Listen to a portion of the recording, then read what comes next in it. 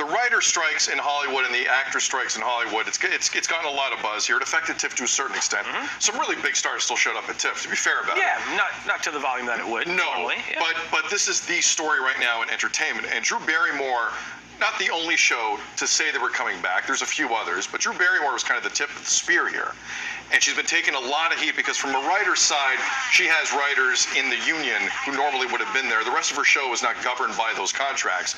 But she was taking a lot of heat because it was supposed to be today that her show returned. Yeah, that goes on the floor sometimes. Her show was supposed to come back today. So let's start at the front of the story from the weekend. On Friday, amidst all of this backlash aimed at Drew Barrymore, she put out the following apology. Take a look at this.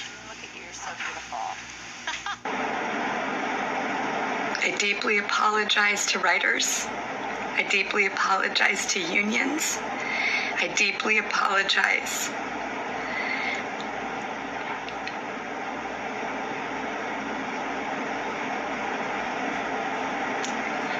I don't exactly know what to say because sometimes when things are so tough, it's hard to make decisions from that place. So all I can say is that I wanted to accept responsibility.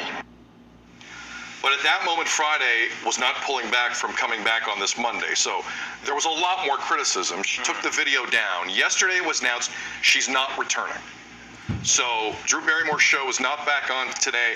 The Talk from CBS also not coming back today. Yeah, they're delaying their premieres. Delaying, but it was technically supposed to be today. It's not. Devo, where do you take this? Because Drew Barrymore was not really budging on this. So what changed besides pressure? Pressure, backlash, and then thinking about the future. She also comes from a family of actors.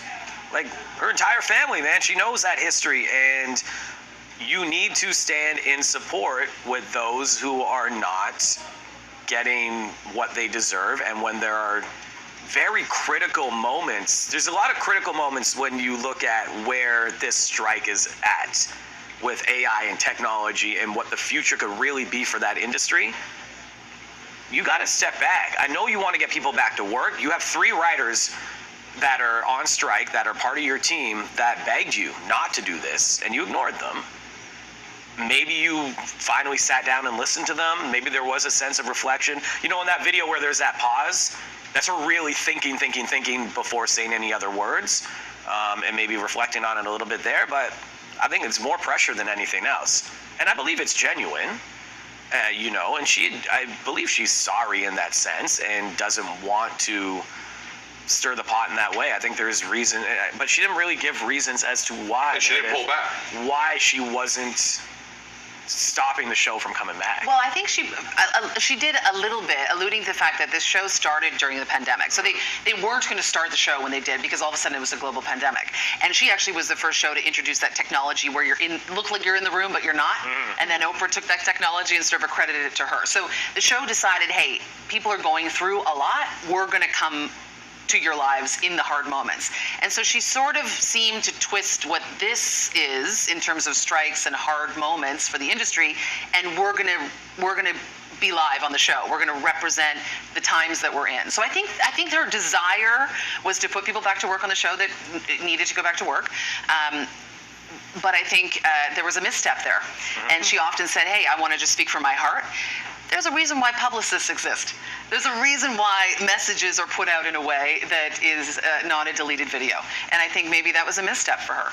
It looked like a huge misstep. That video, like I cringed a bit even with her and that pause, because there are people that are watching that who are on strike, who are interpreting her taking a pause to, again, try to calculate what she's going to say.